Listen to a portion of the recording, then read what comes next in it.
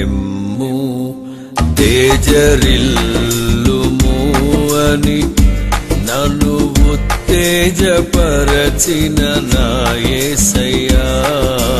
లెమ్ము తేజరిల్లుము అని నన్ను ఉత్తేజపరచిన నా యేసయ్యా. నిన్నే స్మరించుకొనుచు